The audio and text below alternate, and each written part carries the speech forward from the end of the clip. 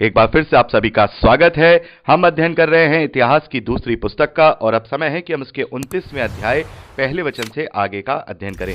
29वें अध्याय से लेकर के 32वें अध्याय तक, मतलब इन चारों अध्यायों में यहूदा के राजा हिजकिय्याह का वर्णन है। मेरे प्यारे भाई बहनों, जैसा कि मैंने आपको बताया था कि राजा हिजकिय्याह तमाम यहूदा के देश के जो राजा हुए हैं उनमें सबसे ज्यादा परमेश्वर के साथ चलने वाला और विश्वास में दृढ़ राजा हुआ है। मेरे प्यारे भाई बहनों, अभी हमने देखा जो उसका पिता था आहाज, 28वें अध्याय में हमने पढ़ा कि वो इतना बुरा राजा था कि वो समस्त यहूदा के राजाओं में सबसे ज्यादा परमेश्वर के विरोध वाला राजा हुआ है। और उसका उलट, बिल्कुल उसका हम कहेंगे उसके बिल्कुल अपोजिट यहां उसका बेटा हिजकिय्याह है और उसने यहां परमेश्वर के लिए वो कार्य किए हैं जो परमेश्वर की दृष्टि में ठीक थे, और जो कार्य उनके पूर्वजों ने, उसके पिता ने या उसके और दूसरे पूर्वजों ने जो परमेश्वर के विरोध में कार्य किए थे, उन सब का बहुतायत से सुधार कराया है। तो मेरे प्यारे बहनों, यहां पर इन चारों अध्यायों को आप अच्छी तरह से पढ़ लीजिएगा। यहां जो मेन बातें हिजकिय्याह राजा के साथ हुई हैं वो मैं आपके साथ वर्णन करूंगा।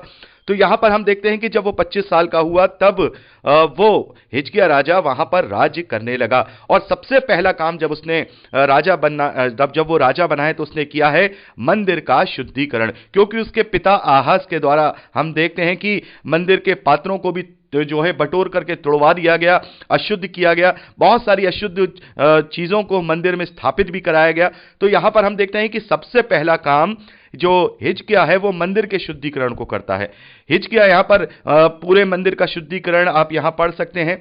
29वें अध्याय 30वें वचन से लेकर के यहां लास्ट 36वें वचन तक हम पढ़ते हैं कि कैसे मंदिर को वहां शुद्ध किया जाता है और फिर मंदिर को शुद्ध करके उसमें मंदिर को पुनः आराधना के लिए, बलि के लिए और भेंटों के लिए अर्पण किया जाता है। ये सारा आप यहां 29वें अध्याय में पढ़ सकते हैं। तो यहां सबसे पहला काम जो है, जो हिजकिय्याह राजा है उसने मंदिर के शुद्धिकरण को और उसको दोबारा से वेदी पे बलि चढ़ाना और ये सारे कार्य शुरू करवाए हैं।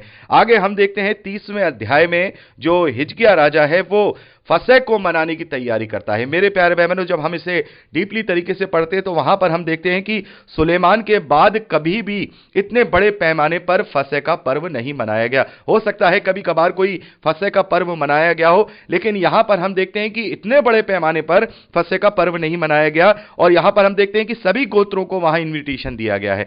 राजा हिजकिय्याह के द्वारा सारे इजराइल और यहूदा को यह इन्विटेशन दिया गया कि आओ और यहां पर फसह का पर्व मनाओ। तो मेरे प्यारे भाई बहनों, हम देखते हैं कि जो बातें उसके पूर्वजों ने, उसके पिता ने वहां पर परमेश्वर के विरोध में की थी, यहां पर हम देखते हैं कि एक बार फिर से इसने वही कार्य किए हैं जो राजा दाऊद के समय में हुआ करते थे। राजा दाऊद के समय में जैसे परमेश्वर के रास्ते पे चला जाता था और सारा फसह का पर्व मनाना है, नए चांद का पर्व मनाना है और व्यवस्था का पढ़ा जाना है, ये सारी चीजें हुआ करती थी। तो यहां पर हम एक तरीके से देख सकते हैं कि जो हिजकिय्याह राजा है उसका जो चाल चलन है वो एक तरीके से बिल्कुल अपने मूल पुरुष जो दाऊद है उसकी ही तरह यहां पर हम देखने को पाते हैं। तो यहां पर हम देखते हैं कि सुलेमान के बाद से लेकर के हिजकिय्याह राजा तक कभी भी ऐसा भव्य फसह का पर्व नहीं मनाया गया और सारी जनता आनंदित है, प्रसन्न है, क्योंकि जो लोग परमेश्वर के डरवैये हैं वो तो चाहते थे कि हमारा एक ऐसा राजा हो। तो यहां पर हम देखते हैं कि हिजकिय्याह राजा इस प्रकार से परमेश्वर के रास्ते पर चला, मंदिर का पुनर्अर्पण कराया और फसह के पर्व को उसने एक सामूहिक रूप में बनाया। भले ही वहां इजराइल दो टुकड़ों में बंट चुका था, इजराइल के 10 गोत्र अलग और यहूदा और बिन्यामीन के गोत्र अलग, तो यहां पर उसने उन सबको मिलाया है।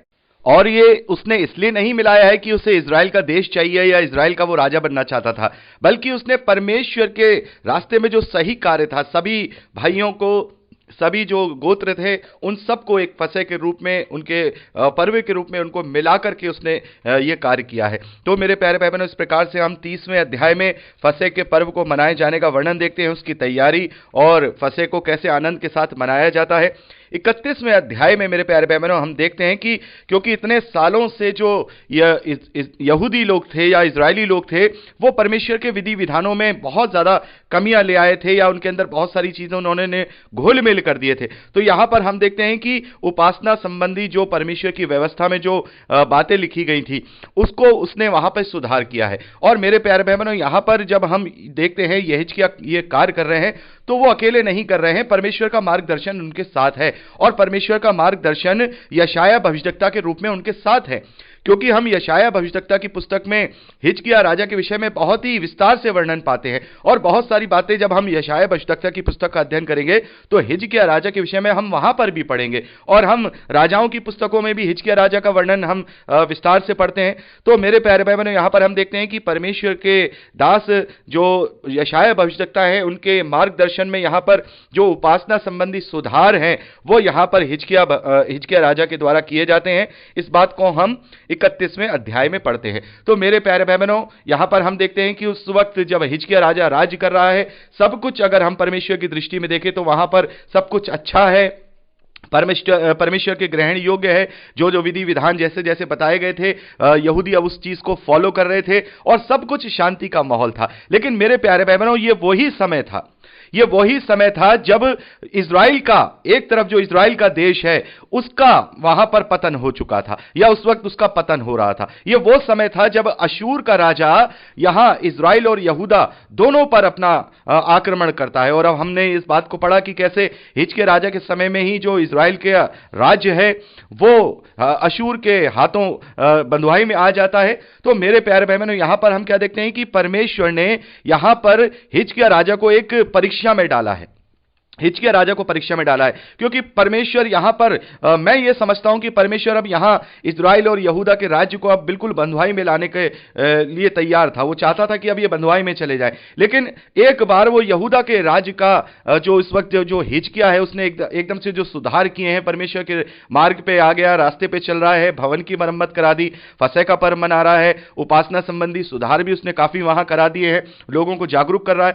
तो यहां पर परमेश्वर ने जब ये विपत्ति और ये परीक्षा डाली है तो उधर इज़राइल का देश जो था वो तो उसमें फेल हो गया, क्योंकि वो तो सभी परमेश्वर के विरोध में थे, उसमें से कोई भी ऐसा नहीं था जो परमेश्वर से सहायता मांगता। लेकिन इधर हम देखते हैं हिजकिय्याह राजा के ऊपर जब अशूर के राजा ने आक्रमण किया है। मेरे प्यारे भाई बहनों, आपने यहां पढ़ा होगा, आपको सारी बातें एक जगह नहीं मिलेंगी, बल्कि आपको राजाओं की पुस्तक में भी हिजकिय्याह राजा के विषय में पढ़ना होगा और यशायाह भविष्यद्वक्ता की पुस्तक में भी हिजकिय्याह राजा के विषय में पढ़ना होगा। तो जब हम वहां पर पढ़ते हैं तो वहां पर हम देखते हैं कि काफी जो अशूर का राजा है वो वहां पर जो यहूदी लोग हैं उनके ऊपर काफी अपना जो है उन्हें डरा रहा है, उनके ऊपर प्रबल होने की कोशिश कर रहा है। तो यहां पर हम क्या देखते हैं कि जब उसने अशूर के राजा ने हिजकिय्याह राजा को, या हम कहें यहूदा के देश को, जब धमकियां दी हैं, चेतावनियां दी हैं और उनको चुनौती दी है, तब जो हम कहेंगे जो यहूदा के बड़े बड़े जो सैनिक थे, सेनापति थे या मंडली वाले थे, उसके जो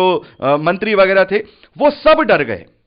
मेरे प्यारे भाई बहनों, हम पढ़ते हैं इस बात को, वो सब डर गए और उन्होंने जो है हिजकिय्याह को ये सलाह दी। उन्होंने ये कहा कि भाई जो ये कह रहा है अशूर का राजा सेहनरीब, इसको वो सब दे दो, इससे हम बच जाएंगे, इसकी बंधुआई में चले जाओ। लेकिन जो उजिया राजा, माफ कीजिएगा, हिजकिय्याह राजा जो था वो अपने आप में प्रबल था। उसने कहा नहीं, जब तक मैं परमेश्वर की इच्छा को ना अपने जीवन में जान लूं तब तक मैं इस कार्य को नहीं करूंगा।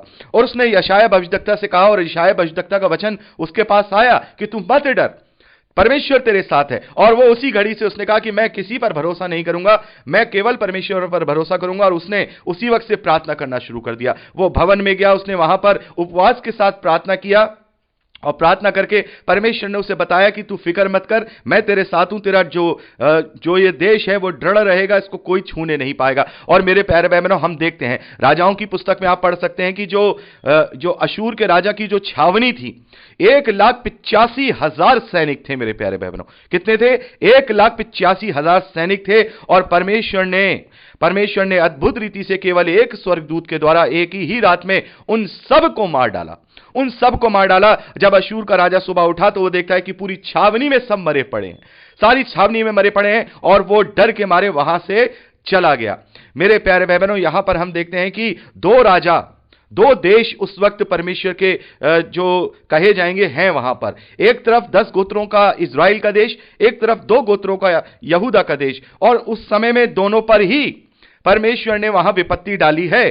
पहले तो हम कहेंगे कि इज़राइल पर डाली, तो इज़राइल तो बंधुआई में आ गया। उसके बाद हम देखते हैं उसी समय के टाइम पीरियड में यहूदा के देश पर विपत्ति डाली, लेकिन परमेश्वर ने वहां पर उन्हें बचा लिया। और हम देखते हैं यहूदा का जो राज्य है, हिजकिया के बाद लगभग 190 साल तक और वो चला है, जब तक कि वो जो आगे आने वाले राजा हैं जब तक पूरी रीति से परमेश्वर के विरोध में नहीं हो गए, परमेश्वर ने उन्हें त्यागा नहीं, परमेश्वर ने उन्हें छोड़ा नहीं।